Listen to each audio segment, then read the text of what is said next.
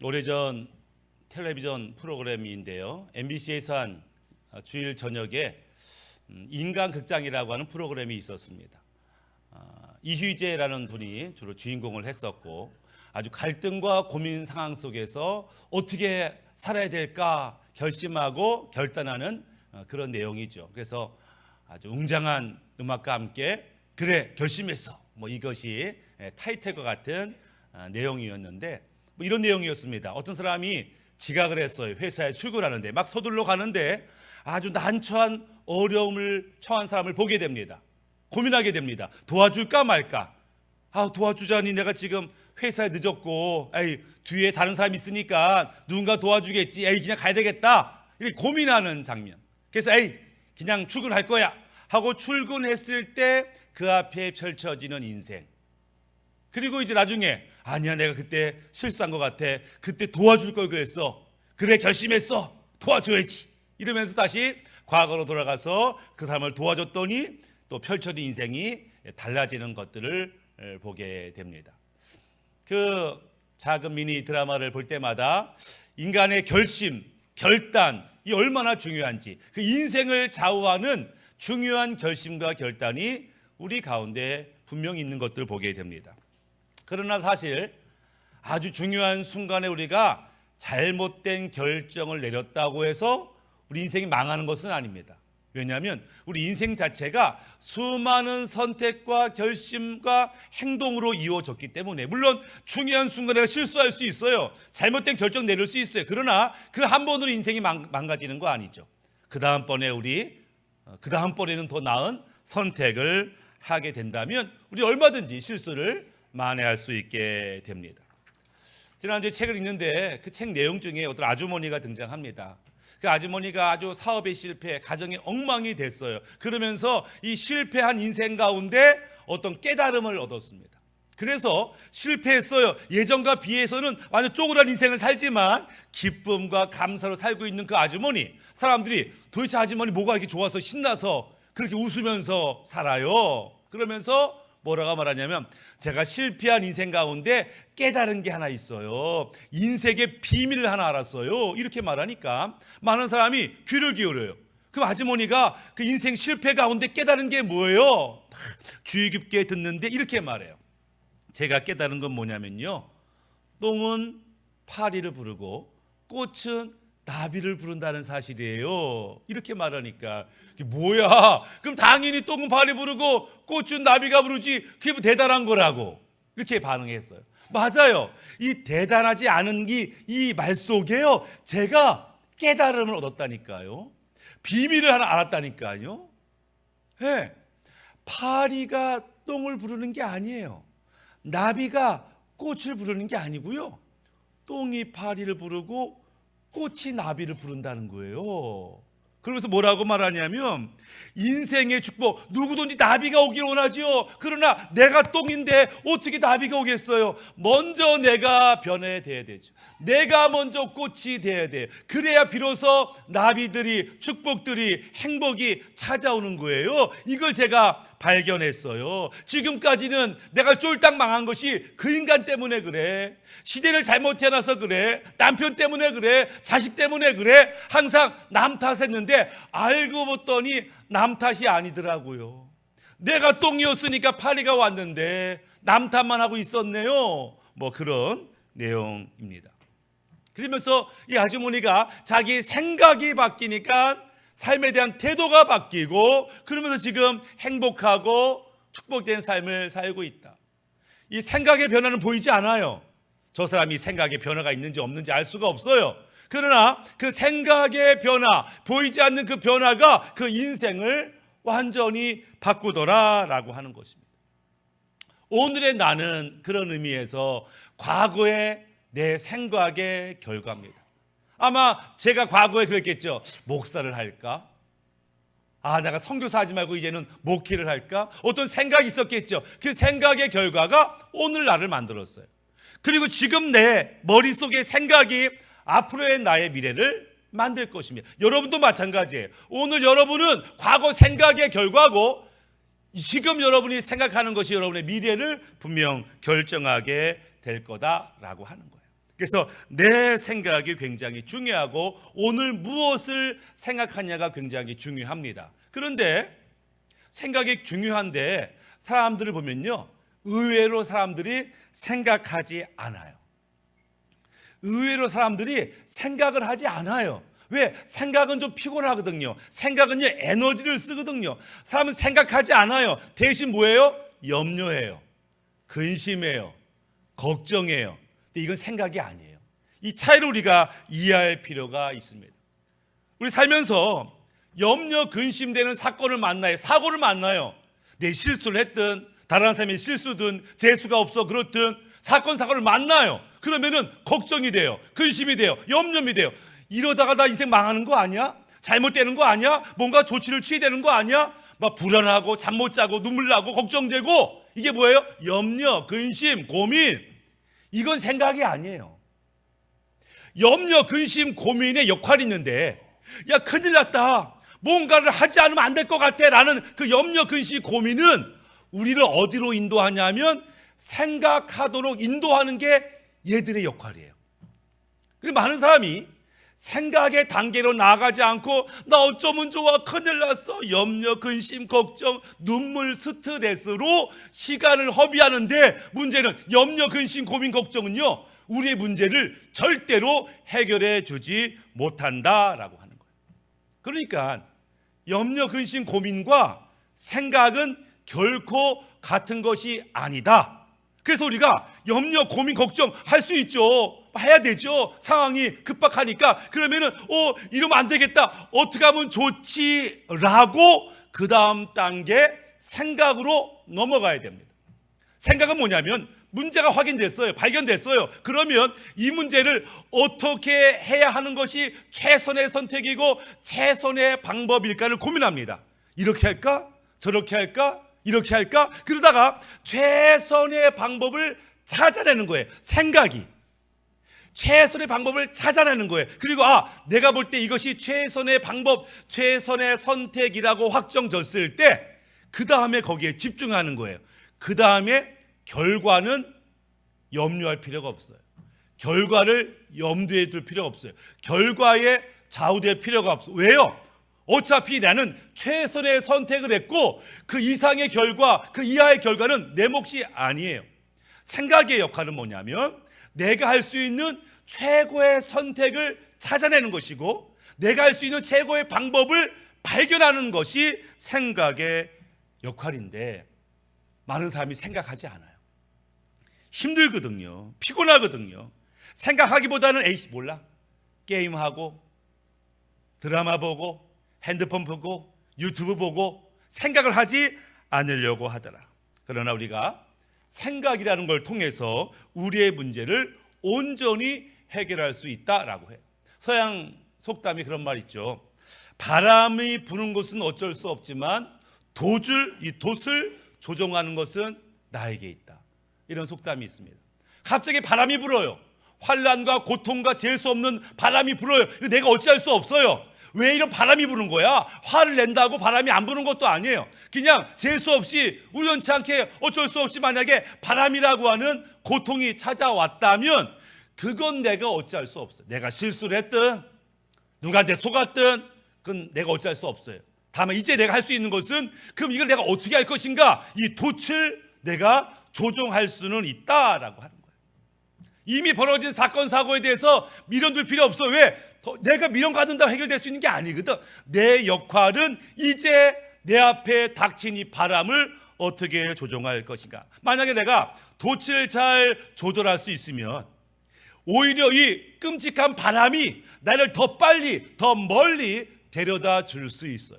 내가 돛을 아주 전문가처럼 다스릴 수 있으면 오히려 바람을 이용해서 내가 원하는 곳까지도 갈 수가 있어요. 내 삶 가운데 어떤 사건이, 어떤 재앙이 임했다고 할지라도 중요한 것은 어떤 사건이 일어나느냐가 중요한 게 아니고 그 앞에서 내가 무엇을 할 것인가, 무엇을 선택할 것인가가 진짜 중요하다라고 하는 것입니다. 그래서 우리가 바른 선택, 올바른 결정하기 위해서 깊이 생각할 필요가 있어요. 깊이 생각해야 성공이라는 걸 합니다. 깊이 생각해야 문제가 해결이 되는 것이죠. 근데 하나 문제가 있는데, 깊이 생각했다고 다 생명의 길, 평강의 길, 좋은 길로 가냐? 그렇지가 않아요. 로마서 8장 6절에 육신의 생각은 사망이요 영의 생각은 생명과 평안이니라. 생각은 생각인데 우리를 사망으로 인도하는 생각이 있어요. 절망으로 인도하는 그런 생각이 있고, 우리를 생명과 평안으로 인도하는 생각이 있어요. 이 생각에 차이가 있어요. 아마 불신자라고 하면, 하나님을 안 믿는 사람이라고 한다면 자기 마음대로, 자기 감정대로 생각을 내겠죠. 그러나 그 생각이 옳지 않은 경우가 참 많습니다. 창세기 6장 5절에 여호와께서 사람의 죄악이 세상에 가득함과 그 마음으로 생각하는 모든 계획이 항상 악할 뿐임을 보시고, 하나님을 알지 못하는 이 죄의 문제, 죄성의 문제를 해결하지 못한 사람은 아무리 심사숙고해서 결정한다고 할지라도 잘못되고 사망으로 가는 선택을 할 수밖에 없더라. 그걸 보고 우리 하나님이 안타까워하시는 것을 보게 됩니다. 그러면 예수 믿고 구원받은 자는 항상 옳은 걸 선택하냐? 꼭 그렇지도 않아요. 분명히 하나님을 믿는데, 말씀을 믿는데 잘못된 선택을 하는 경우가 있더라. 왜? 믿는 자라고 항상 하나님의 임재 안에 사는 게 아니고, 믿는 자라고 항상 하나님 뜻에 순종하는 것은 아니기 때문에 그렇죠. 우리가 좋아하는 다윗이라는 사람도 그런 실수를 하는 것을 보게 됩니다. 다윗이 위기에 빠졌어요. 그가 골리앗을 해치우고 이스라엘의 군대 장관이 됐어요. 아마도 이스라엘의 2인자가 됐습니다. 왕 다음으로 가장 높은 자가 됐다고 할 수 있어요. 그런데 이 다윗에게 위기가 찾아왔습니다. 왜냐하면 사울이 다윗을 의심하기 시작했어요. 저놈이 날 죽이고 왕 되려는 거 아니야? 저 하는 수작이 괘씸한데, 이러면서 막 다윗을 견제하고, 이게 정도가 짐해서 얼마 전에는 창으로 다윗을 죽이려고까지 했어요. 다윗이 고민에 빠졌습니다. 이러다가 나 죽겠네. 이러다가 내가 사울왕 손에 죽을 것 같아. 어쩌면 좋지? 상황이 점점 안 좋아지는데 뭔가 대책을 좀 세워야 되겠다. 이런 마음에, 급박한 마음에 다윗이 뭘 결정하냐면 도망가자. 일단 살고 봐야지. 도망가자를 결정하게 됩니다. 그래서 몰래 왕궁을 빠져나왔는데 어디로 가야 될지, 뭘 해야 될지를 막막해요. 떠오른 게 있었습니다. 높당으로 가자. 높당에는 하나님의 성막이 있지. 하나님의 성전이 높당에 있지.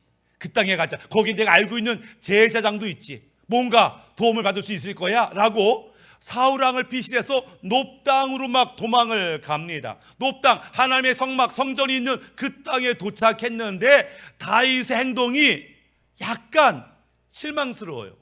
내가 좋아하는 다윗의 모습이 아니에요.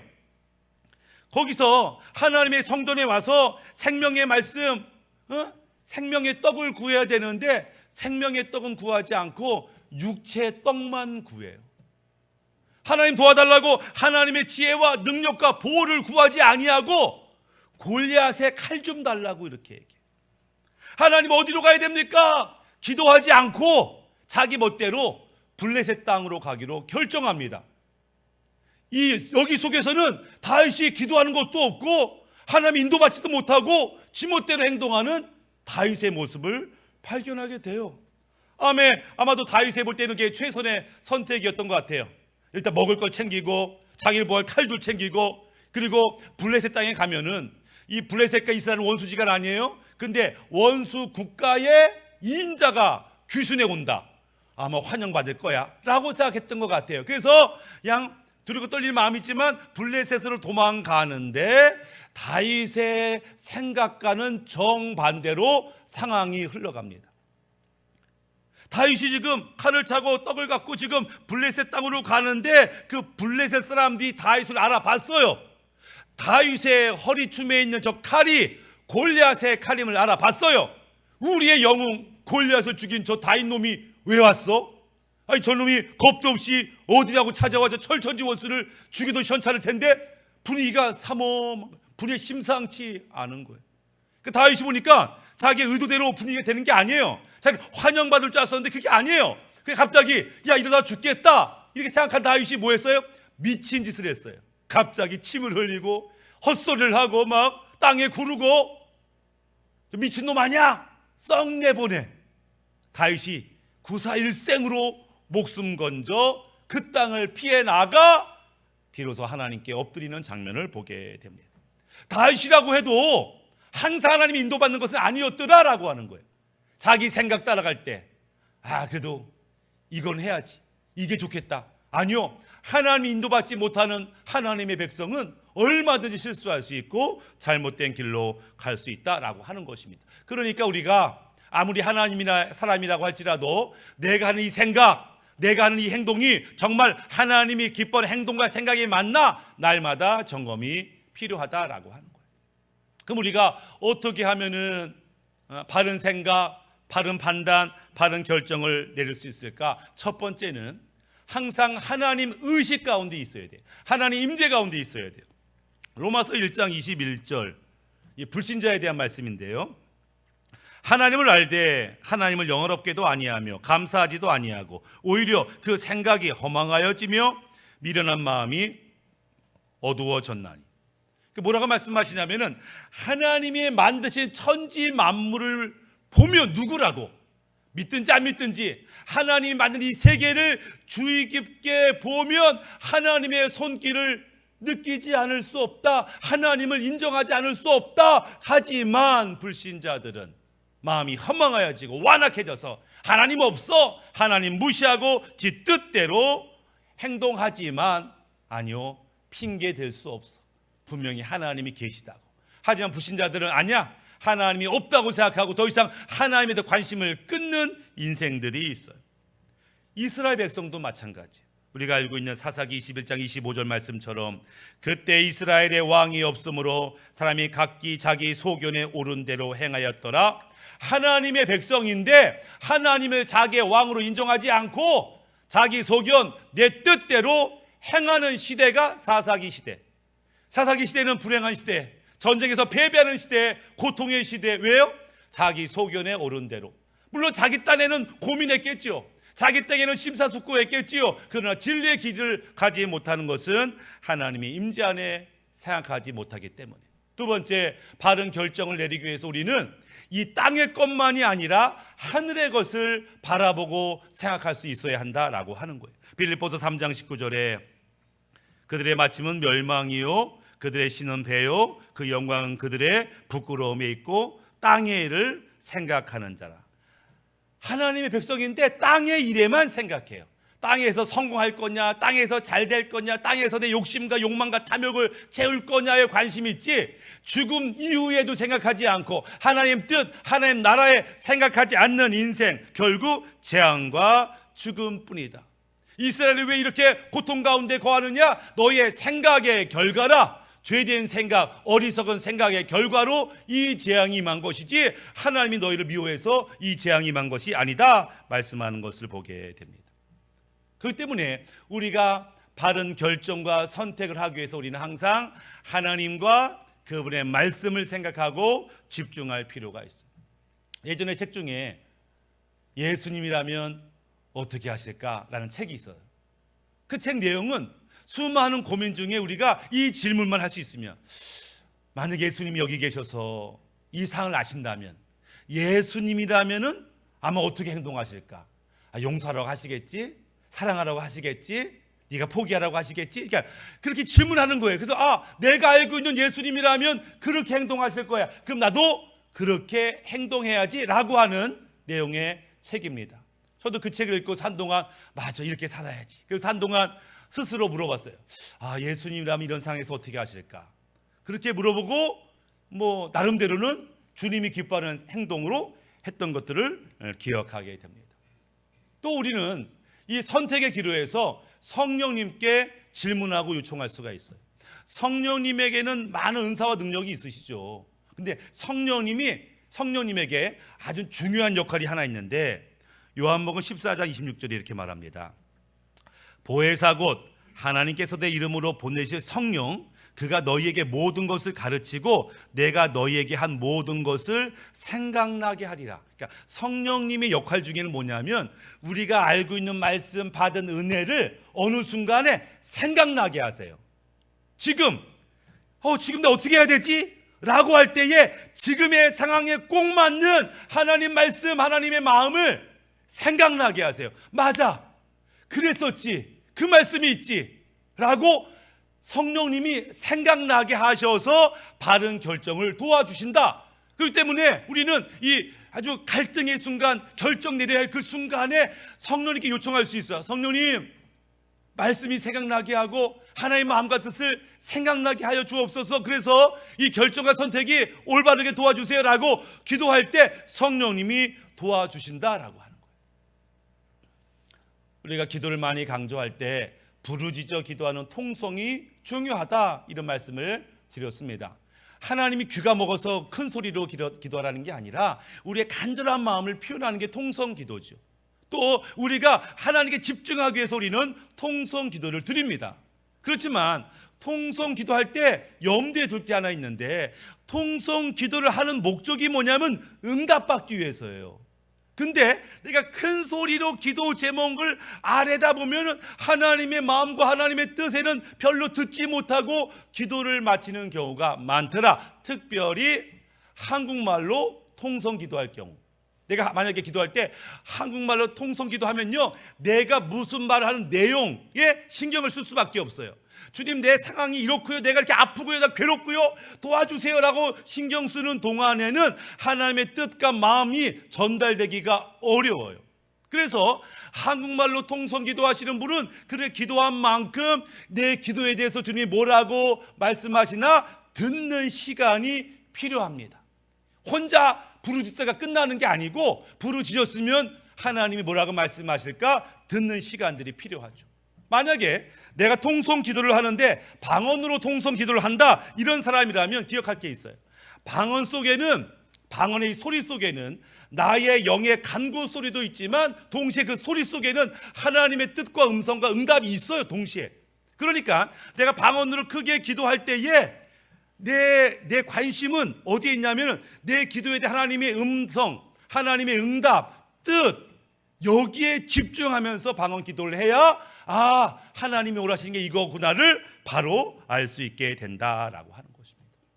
그래서 우리가 하나님이 기뻐하는 생각을 정립하고 이 생각대로 살아내는 것이 중요하죠. 그렇기 때문에 아무리 좋은 생각이라고 할지라도 생각으로만 끝나서는 아무 일도 이루어지지 않아요. 우리가 잘 아는 영국 사람 세뮤얼 스마일스라는 사람이 그런 말을 했죠. 생각이 바뀌면 태도가 바뀌어. 태도가 바뀌면 행동이 바뀌지. 행동이 바뀌면 습관이 돼. 이 습관이 바뀌면 그의 성품이 바뀌고 인생이 바뀌는 거야. 생각, 태도, 행동, 습관, 성품, 인생까지 연결고리가 있어요. 생각은 첫 출발입니다. 좋은 생각을 잘해야 돼요. 그 방향을 설정하는 거니까. 그래서 생각만으로 멈춰서는 아니고 이 생각이 내 안에 체질화가 돼야 돼요. 이 생각이 현실이 되도록 계속 생각하고 계속 성실하게 나아가야 한다라고 하는 거예요. 어떤 사람이 괴로운 중에 아주 곤고한 중에 하나님 뜻이 무엇입니까? 다가 하나님의 뜻을 발견했어요. 힘들고 어려운 지금 상황에서 하나님의 뜻이 이거구나 라면서 데살로니가전서 5장 16절 말씀을 받았습니다. 항상 기뻐하라, 쉬지 말고 기도하라, 범사에 감사하라, 이것이 그리스도 예수 안에서 너를 향하신 하나님의 뜻이니라. 아멘. 내가 지금 문제가 심각하지만 기뻐하겠습니다, 기도하겠습니다, 감사하겠습니다, 이렇게 마음 먹었어요. 생각을 했어요. 근데 이게 생각으로 끝나지 않으려면 어떤 일이 필요하냐면 점검이 필요합니다. 그 다음날 나는 오늘도 기뻐했는가? 나는 오늘도 기도했는가? 나는 오늘도 감사했는가를 점검해 봐야 됩니다. 만약 내가 오늘 기도하지 않았다면, 감사하지 않았다면, 기뻐하지 않았다면 그 이유는 뭘까? 바빠서? 화가 나서? 오해해서? 시간이 없어서? 억울해서? 이유가 있을 거 아니에요. 이유를 체크하는 겁니다. 그리고 그럼에도 불구하고 난 오늘 기뻐하며 기도하며 감사할 거야, 체크하는 거예요. 내일도 체크하는 거예요. 그 체크가 이 생각이 하나님의 뜻이 내 삶 가운데 이루어지게 하는 거예요. 우리 몸은 어떤 면에서 우리의 마음과 생각의 종이에요. 우리 몸은 우리가 생각하고 마음이 결정한 대로 몸이 반응을 하는 겁니다. 그러니까는 우리의 생각과 마음의 결단이 몸으로 온전히 실현될 때까지 그 생각을 계속해야 되고 점검해야 됩니다. 우리가 고속도로에 휴게소에 가면 그런 생각 좀 많이 합니다. 와, 우리 안방보다 깨끗하다, 이런 생각을 많이 해요. 그렇죠? 요즘 휴게소 엄청 깨끗해졌잖아요. 근데 휴게소마다 있는 게 있어요. 뭐가 있냐면 점검표가 있습니다. 점검표가 있어요. 담당자가 있어요. 아침에 청소했어요, 3시에 청소했어요, 7시에 뭐 고쳤어요. 점검표가 있어요. 그 점검표가 있기 때문에 깨끗해지는 거예요. 이 점검표가 없으면 했는지 안 했는지 깨끗하구만, 뭐 나중에 하지, 뭐 내일 하지, 그러면 더러워져요. 근데 점검표가 있어서 점검하고 체크하고 애쓸 때 화장실이 거실보다 깨끗해지는 일이 이루어지죠. 작심삼일이라고 해요. 우리 마음이 아무리 독한 마음 먹어도요, 일주일 지나면 흐물흐물하는 게 인간의 마음이야. 작심삼일이에요. 인간의 본성이 그래. 그렇지만 우리가 만약에 날마다 점검을 한다면, 아니 3일마다 점검을 한다면, 우리는 정말 이 좋은 생각, 생명의 생각이 우리의 삶이 체질화되는데 꼭 들어맞게 된다라고 하는 거예요. 생각의 중요성은요, 사탄도 알아요. 사탄도 알아. 요한복음 13장 2절에 마귀가 벌써 시몬의 아들 가룟 유다의 마음에 예수를 팔려는 생각을 넣었더니, 생각을 집어넣었어요. 가룟 유다에게. 가룟 유다가 멍청하게 있다가 갑자기 예수를 팔라고? 그렇지, 어차피 예수 죽는다고 하는데 그냥 팔아먹는 게 이의가 아니야? 갑자기 사탄이 넣어준 사탄의 생각이 마치 자기 생각인 것처럼 착각해서 그 생각을 발전시켜요. 어떻게 팔지? 누구한테 팔지? 거짓되고 잘못된 생각을 키우는 일이 있어요. 생각이 얼마나 중요한지. 그래서 우리는 사탄의 생각, 부정적 생각, 음란한 생각, 더러운 생각, 탐욕의 생각이 자리 잡지 못하도록 날마다 말씀으로 점검하고 주의 은혜로 이것들을 제거해야 되는 겁니다. 그런 의미에서 우리 머릿속의 생각은 영적 전쟁의 최전선이에요. 영적 전쟁 최전선이 무당집이 아니에요. 저 이슬람 그 사회가 아니라고. 영적 전선의 최전선은요, 내 생각에 있어요. 생각이 말씀으로 하나님의 은혜로 이기면 우리의 인생은 하나님의 나라가 됩니다. 그 생각에서 마귀에게 지면 우리는 점점 어둠으로 끌려가게 될 거라는 것을 기억할 필요가 있습니다. 말씀을 마무리하면, 지금 나의 삶을 보세요. 만족스러운가? 행복한가? 아마 그러면은 과거의 좋은 생각으로 지금까지 왔는지 모르겠어요. 이 생각이, 좋은 생각이 흐트러지지 않도록 다잡을 필요가 있겠죠. 만약 지금 나의 삶이 만족이 안 돼, 속상하고 억울해, 그럼 뭔가 내 생각이 잘못된 겁니다. 바꿔야 됩니다. 결단해야 됩니다. 결심해야 됩니다. 아무리 지금 내가 잘 왔다고 하더라도 다시 한번 생각해 봐야 돼. 진짜 이 생각이 옳은 건지, 하나님이 기뻐하는 것인지 점검해 봐야 된다. 하나님의 마음과 뜻을 깨닫는 것부터 바른 생각이 출발이 됩니다. 하나님 말씀을 사랑하고 그 말씀대로 살려는 그 태도가 바른 생각으로 가게 하는 것이죠. 바라기는 우리의 생각이 행동으로, 습관으로, 성품으로 인생을 바꾸는 축복의 사람으로 이끌어가는 하나님의 생각과 하나님의 말씀으로 축복되시기를 예수님의 이름으로 축복합니다. 아멘.